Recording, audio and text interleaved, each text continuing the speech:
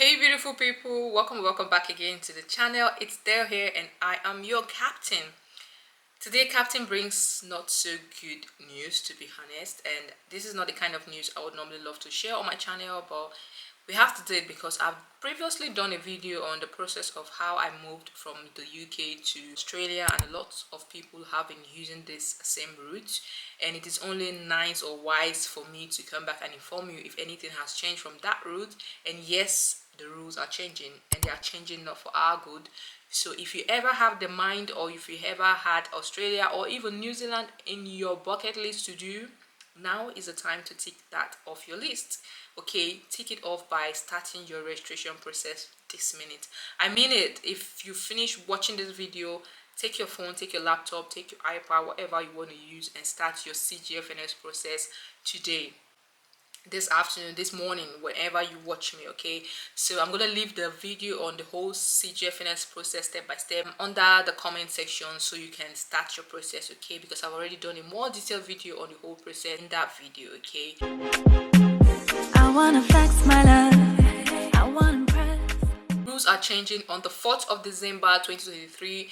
There will now be online exam for international trained nurses to take before they become a registered nurse. Okay, that's not all. You now have to sit for an OSCE exam, and before you sit for the OSCE exam, you have to do a 2 days comprehensive orientation program. I don't know how it's going to be like, but it's definitely to test your clinical skills before you sit for the exam. So it is not going to be business as usual. It's not going to be as easy as just submit your documents to CGFNS, they verify you, you send your document to New Zealand Council of Nursing, and they certify you as a registered nurse, and you start practicing after applying for your APC. Now, when you've completed all that step, you have to be given a go ahead to take the online exam.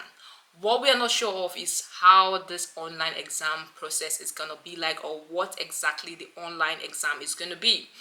But what my wild guess is, it's gonna look like the NCLEX RN. Okay, that is because if you want to become a registered nurse in Australia, you have to sit for the NCLEX RN, and that's not all. You still have to sit for OSCE. So if New Zealand is trying to do same thing as Australia, they would definitely make the exam similar to the NCLEX RN, or even the NCLEX RN or CBT.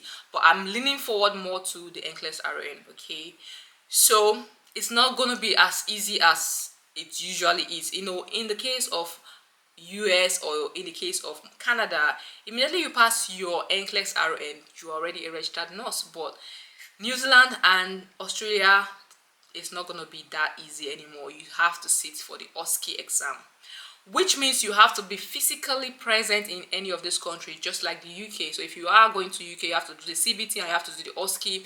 It's going to be the same if you're coming here. You have to be physically present in Australia to write the last exams, or you have to be physically present in New Zealand to write the last exams. If you're a nurse with a current practicing certificate in Australia, you want to apply to register with New Zealand, click here. However, I want to bring to your notice this particular place. It says for all other internationally qualified nurses, the Nursing Council is changing its registration process from the 4th of December 2023. Now, the only exemption at this moment that we are sure of is nurses in Australia. If you are not a nurse in Australia, it is still not clear if you will be exempted from this. I also had to call the Nursing and Midwifery Council of New Zealand to clarify if nurses in UK, Ireland, or even Canada, like those of us that usually would not sit for the CAP program that is currently running, if those nurses will be exempted from this new OSCE and NCLEX. However, they are not giving me a direct answer at the moment because they are not also sure what's going to happen. But according to the person that replied me, she said that there will be more information about that if there will be more exemptions. But at the moment on the website, the only exemption that is clear right now is nurses in Australia. If you ever have it in mind to do it, start now. The rules are changing by the 4th of December 2023. If you are able to submit your documents before the 4th of December 2023, you would not be required to write these exams. See, it's not even about preparing for exams, okay? Right? The truth is, preparing for exams can be stressful, it can be hard. It's the money involved, it's the time involved as well, okay? It means you have to fly down to Australia, you have to fly down to New Zealand to take these extra exams. You have to even do 2 days orientation program. These things are stressful, it takes money, and it will be difficult to even like process everything. So business as usual anymore. If you ever want to ever had the mind to come to New Zealand or Australia and you've just been procrastinating, or just been pushing it, please, now is the time for you to get to work, okay? It's not business as usual. Start now, okay? Before the 4th of December. You still have this whole month, which is October. You also have November to get your paper, send everything to CGFNS. Just start the process. That's the main thing.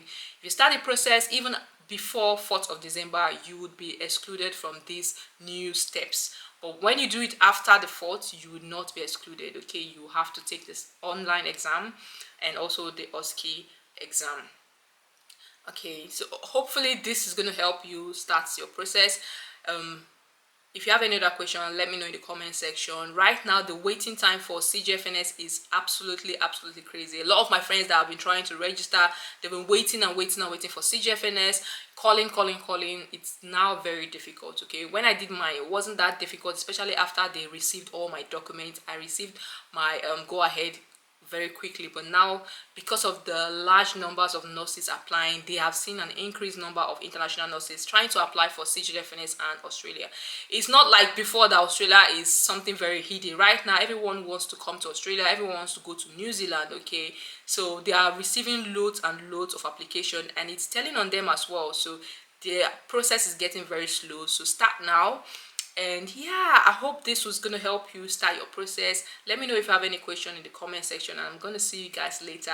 Please do not forget to like, share, and also if you find it useful, leave me a comment under the comment section. I would love to read from you. What do you think about these new changes? Do you think people will still want to move to Australia? Because I mean, it's going to get more difficult, let's not lie. It's going to get more stressful, and it's going to be more expensive. You're going to spend money in this process more than before. I mean, already now it's quite expensive, but if they introduce these exams and all that, it's going to be more expensive, going to be more stressful. And I don't even know if you will be qualified for PRO from the onset if you don't have RN. I don't know if you know what I mean, because when I applied, I got my PRO because I'm a registered nurse. But if you are now coming, I don't even know if you qualify for PRO, or if you would have to come into Australia with the 482 visa first before you can convert to PRO. I don't know, but I will update you as time goes on if anything changes or any new update comes. But let me know in the comment section what you think about this, and I'm going to see you guys later. Bye.